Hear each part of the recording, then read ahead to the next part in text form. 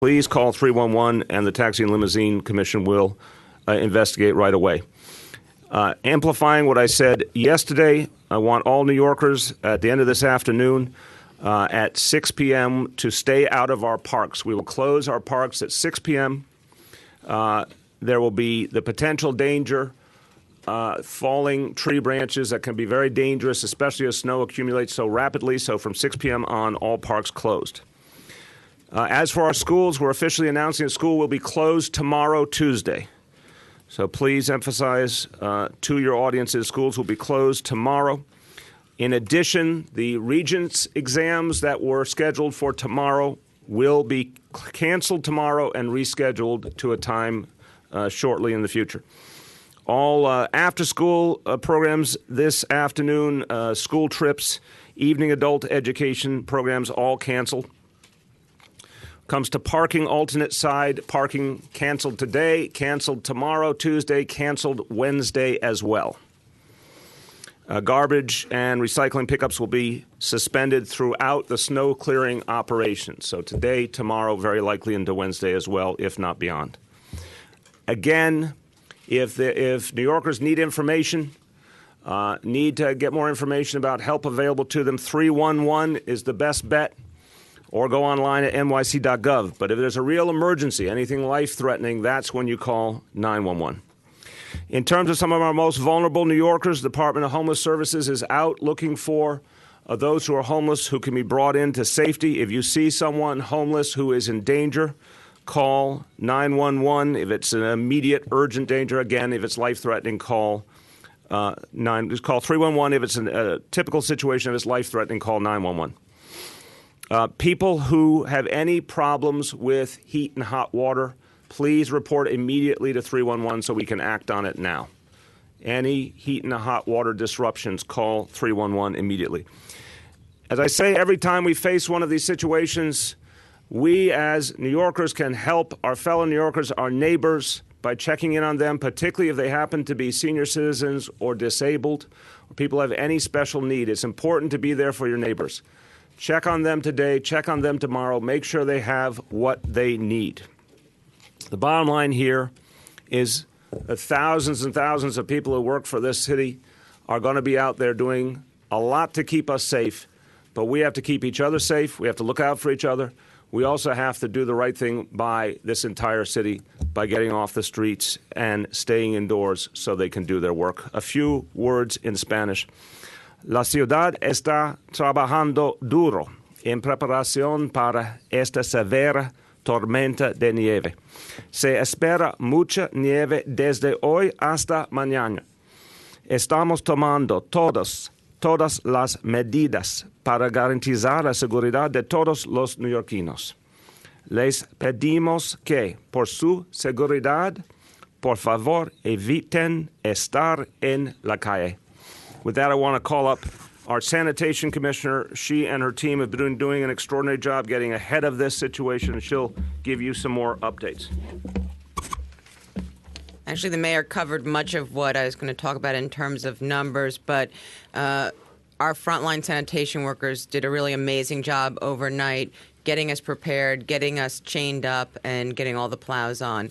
We are now at a higher level than we have seen in recent history, and already we have 14 plows pre-staged around the city, as well as 500 spreaders that are working through this portion of the event.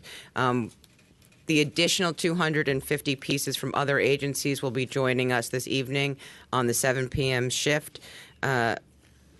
We understand that there is going to be very significant whiteout conditions, very challenging for the sanitation workers. So I really want to reiterate, being off the roads is critical to our ability to clear and efficiently get everyone back to normal. Thank you. Thank you very much, Commissioner. Our school's chancellor has responsibility for well over 1.1 million children, and the Department of Education is taking all the appropriate precautions now. I want to have her give an update. Okay. Most importantly, for parents of high school students, the regions that were scheduled for tomorrow have been rescheduled for Thursday, and they are global history and geography, integrated algebra, comprehensive testing in writing and in mathematics for special education students. The regions that were scheduled for today, we asked permission and received to start an hour earlier so students could leave earlier from school. And we also canceled professional development for teachers for Monday. So we are very hopeful that everyone will get home safely. It is really important also that parents consider the safety of their children, and in the coming the days between today and tomorrow, that they keep the kids home. And reading a good book is not a bad way to spend a day off from school. But we're also cautioning them that there will be dangerous situations out in the streets, and that may not be the best place for them to be. En español. Es muy importante que los padres sepan que esta va a ser una nevada de emergencia y que es muy importante que los chiquillos y también los padres queden en casa lo más posible. Los exámenes que iban a estar mañana en las escuelas van a estar el fin de la semana. Se tienen que hacer esta semana por ley, y esperamos que los chiquillos cuando vengan a la escuela puedan coger los exámenes. Gracias. Thank you very much. I want to extend my appreciation to the State Board of Regents for their cooperation in helping us reschedule those tests. Next, our Transportation Commissioner, again, a big job getting ready for this storm and making sure that the streets are as prepared as it can be. Great coordination with Sanitation. We want to thank her for that. Commissioner of Transportation, Polly Trottenberg.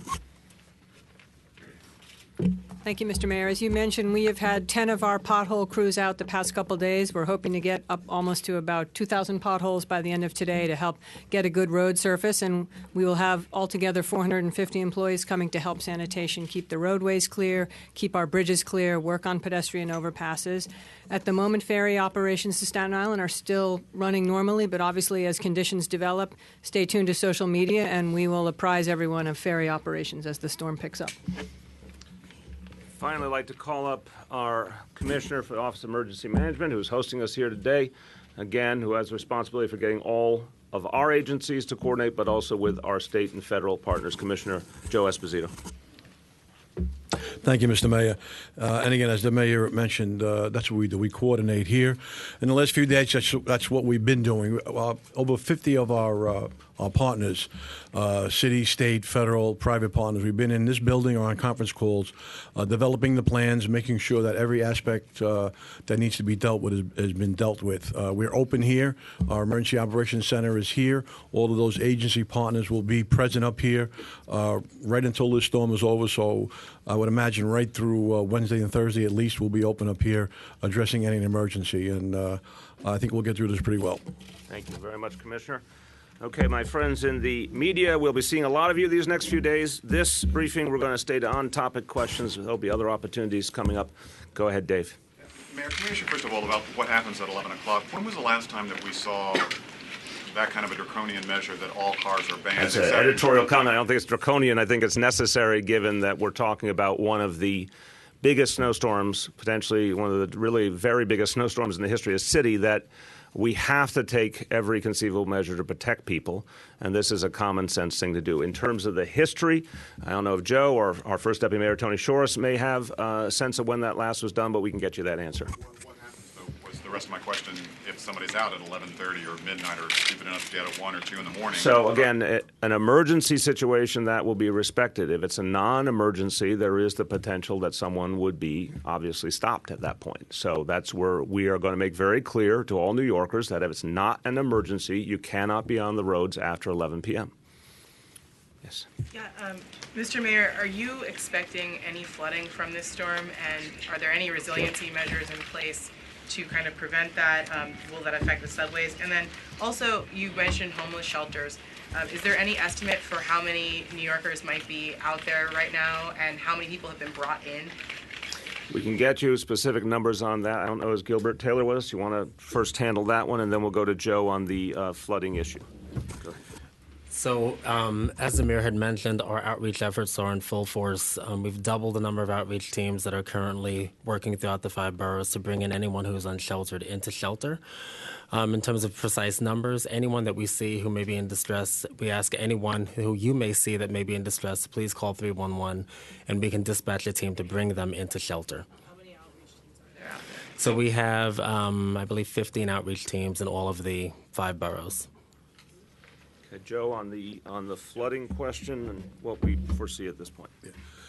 We've talked to DEP about that. We're not expecting any flooding immediately. The temperatures are going to be in the 20s, but we have a plan for immediately following the snow when it stops. If the weather does go up and the temperatures go up, we'll be out there cleaning those basins, getting ready for that. We have not pre-staged any equipment. We didn't feel it was necessary at this time, but we're ready to get that equipment out there as soon as possible when the conditions warrant.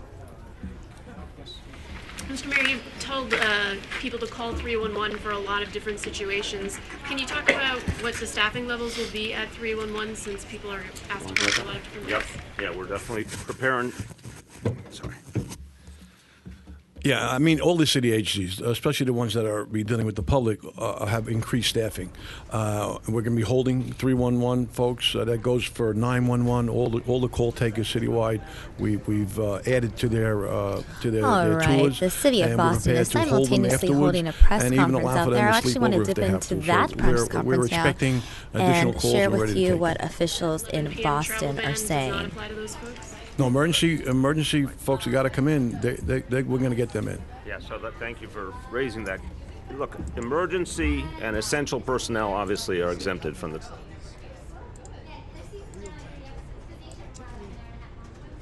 deep snow. If you remember a couple of years ago, we did it for several people who became overcome with CO in parked cars. Unless you've cleared out the car a good foot and all the exhaust pipe and air exchange, it can really rise to dangerous levels when people become incapacitated. All right, it appears we are having audio issues out of Boston, so I will switch back now over to the New York press conference. To stay at their post as long as it takes. I have two questions. Number one, in terms of schools, I'm wondering why you waited until today to close schools. Is there a concern about lost state aid? Did you need to get state approval to do it? And on the alternate side of the street parking, that means that people are going to park on the streets. Could that be a difficult situation for your plows that are trying to plow 2 to 3 feet of snow? And is there a danger that these cars could be plowed in and difficulty getting out? Okay, let me do the first one first. The school decision is never a light decision because there's state standards or state laws that dictate how many days of school we have to have. Obviously, we don't want to disrupt children's education if we can avoid it. But we also wanted to make sure that we were clear about this weather pattern. There was no question that it was consistent with what we understood. That's why yesterday we made clear to parents all over the city the likelihood of school being off tomorrow so they could prepare. And so parents clearly got the message, get ready for school to be off Tuesday. Now we are formalizing it and say school will be closed tomorrow, and this is giving them enough lead time to make the kind of arrangements they need. On the parking question, I'll let Catherine come up. Look, I'm going to state the obvious. We have to make a choice in this situation. The worst choice is to have a lot of cars trying to move around looking for parking. So stability at least allows our sanitation teams to do their job. So for the department, it is not an issue to have cars parked in their parking. It's more of an issue if they try and dig themselves out and put the snow back into the street, blocking the street, which is one of the reasons why we've extended until Wednesday. We know that we can get up those blocks. We normally often plow on the overnight when there are cars in both parking lanes, so we don't anticipate that being a problem. But we want to discourage people from driving. And we want to discourage people as we come through this from throwing a lot of snow back into the street that may just have been cleared. It will be very difficult to dig out your car. It is going to be very difficult for the department to dig out the city after this storm if we get anywhere near the amount of snow that's projected. So let me just quickly follow up and then, but I just let me clarify and then we'll take your next question. First of all, on the point, and I have spent many a day digging out my own car when I had my own car, and the point is I know it's tempting to put snow into the street. This is it's a huge mistake given the amount of snow we're going to have to put the snow back in the street. So I'm going to ask all of my fellow New Yorkers, when the time comes to dig out your car, move it in between cars, move it on the sidewalk, but don't put the snow back on the street. But I also want to emphasize, alternate side canceled today, tomorrow, Wednesday. We may go farther than that as conditions merit. The thing that people have to get in their mind is you have no reason to move your car anytime soon at the rate this is going. All non-emergency travel is banned after 11 p.m. tonight. So the best thing for people to think about is leave your car where it is. And this could go on, obviously, for a couple of days. Go ahead, Marcia.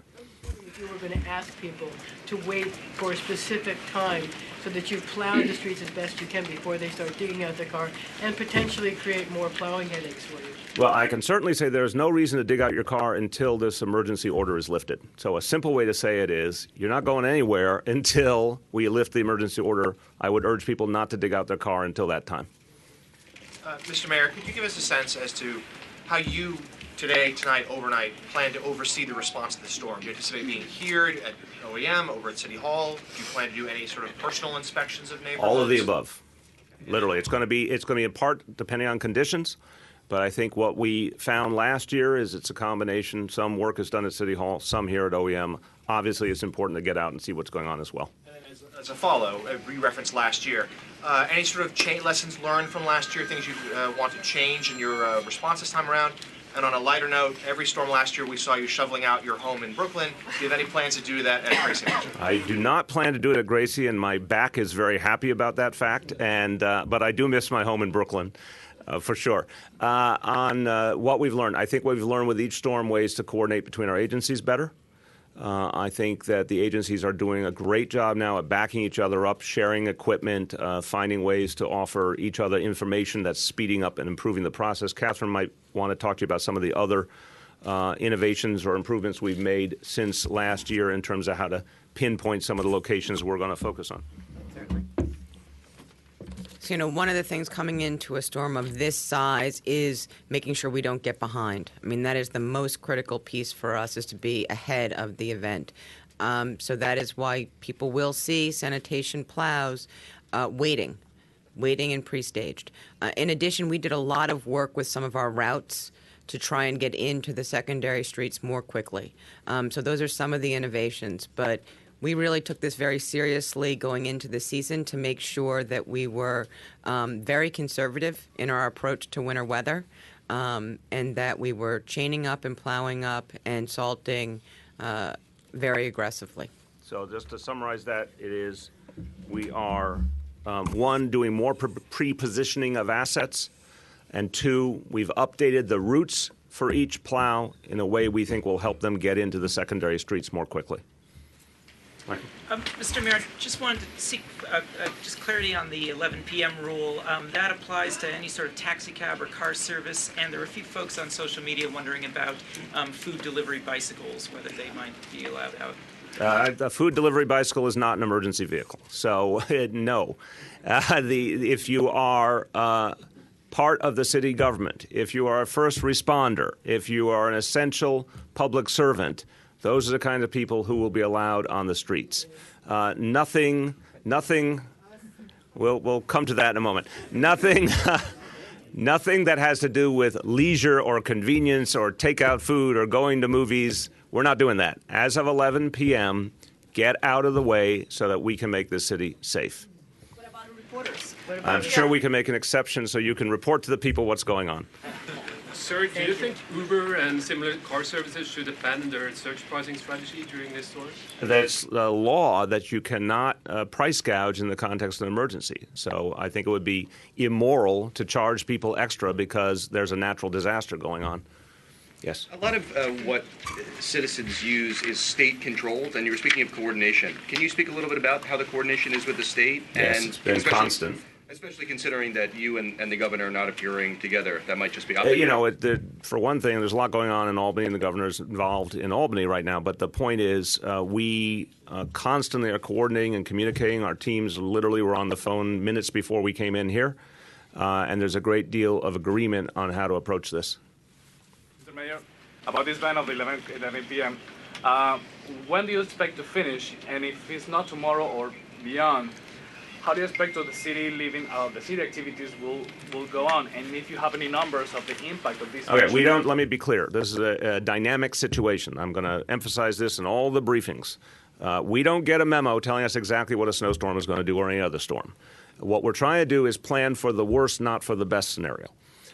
Based on what we know now, and assuming even a little worse than what's been projected, we are declaring this emergency at 11 p.m.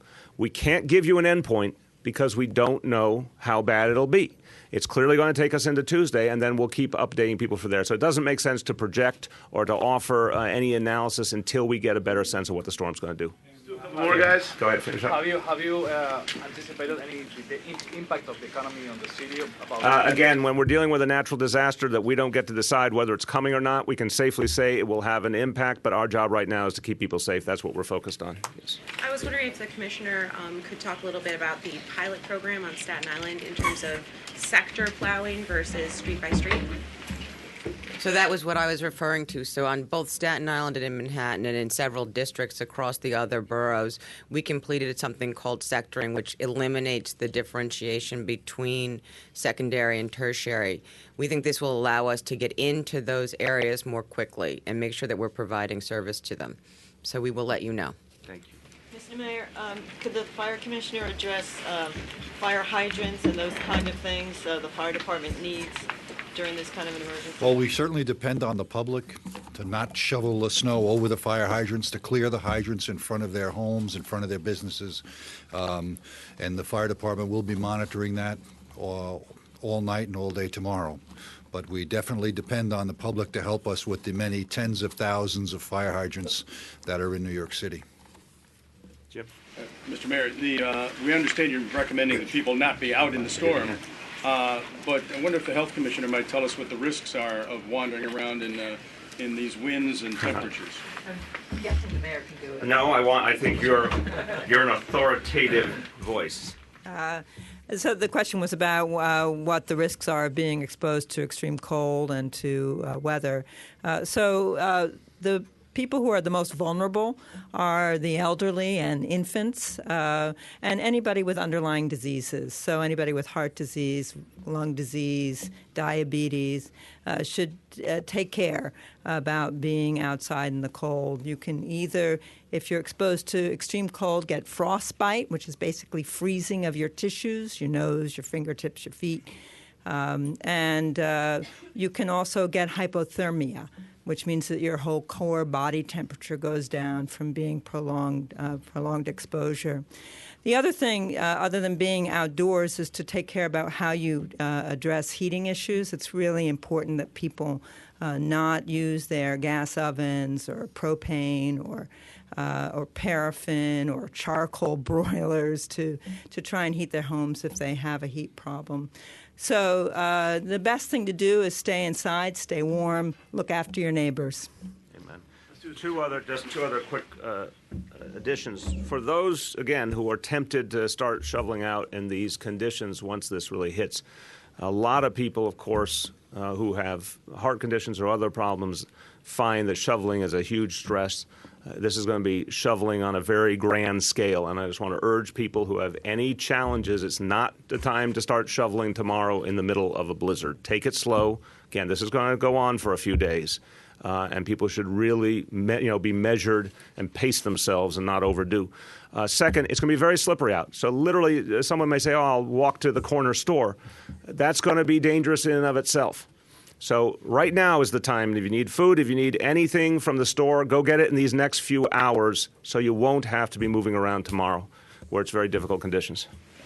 So what has the city done for scaffoldings and cranes with the high winds? That is a fine question, Joe. Scaffolding and crane expert. And we have put an advisory out. All the construction companies, they'll go out and then we'll issue an order to secure everything and stop construction, basically, also. Go ahead. Mayor, you said, I think, that if violating the travel ban, you could be stopped. Can you just clarify, is that a fine or an arrest, or what is that? And also, in terms of clearing the snow, are you hiring people, in addition to the plows, to actually do shoveling and be clearing the other areas for pedestrians? Okay, on the second point, we, in the past, and Catherine can speak to this, we employed a lot of people to shovel out intersections, to shovel out the wheelchair-accessible elements of the intersections, to try and make the situation better on the ground. Do you want to speak to what you're going to do there? So we anticipate that we will be bringing on snow laborers probably not until Wednesday. We will also be deploying our skid steers to try and get to those crosswalks.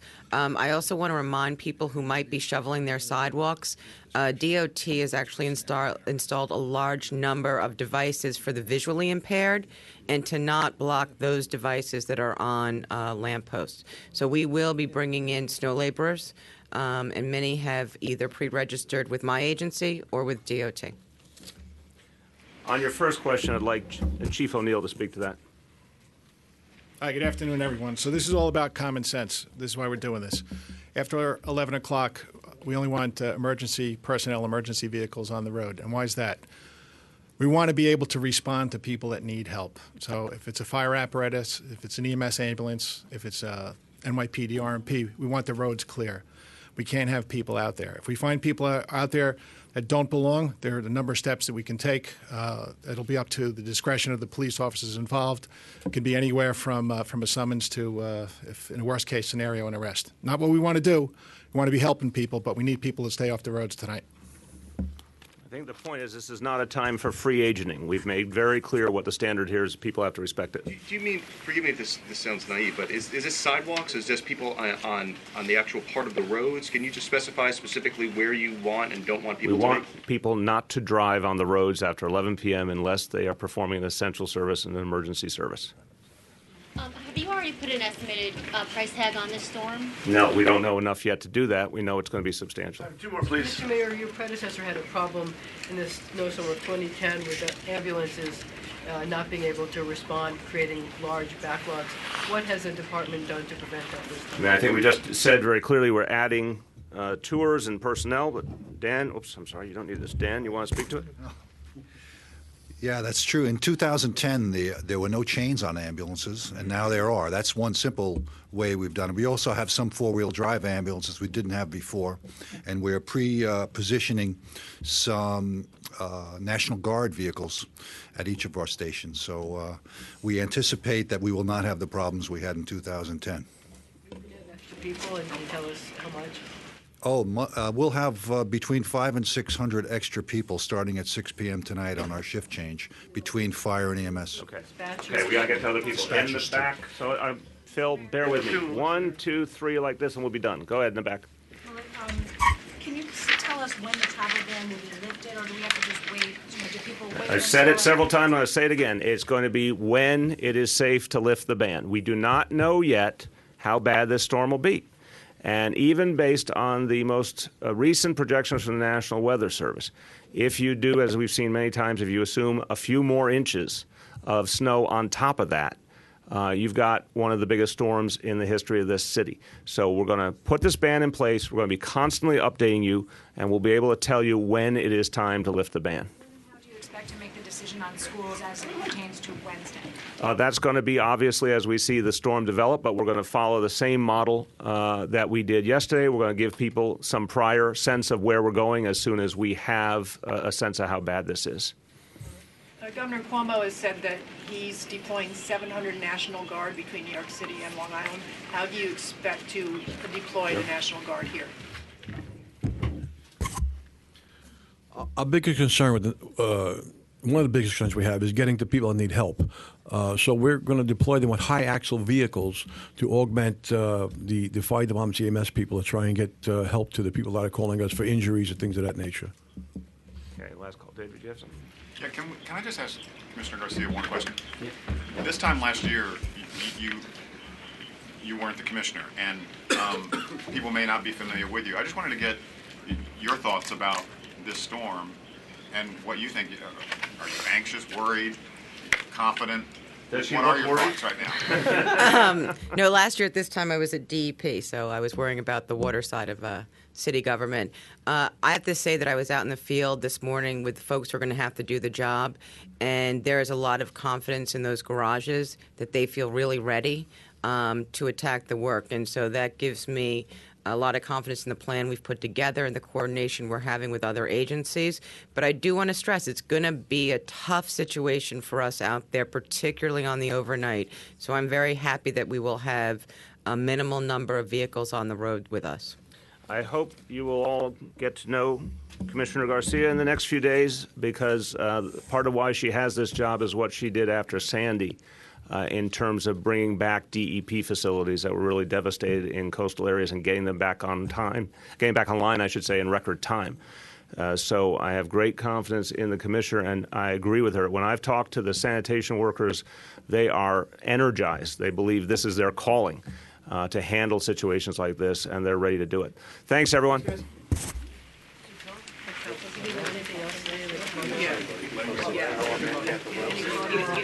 Yeah.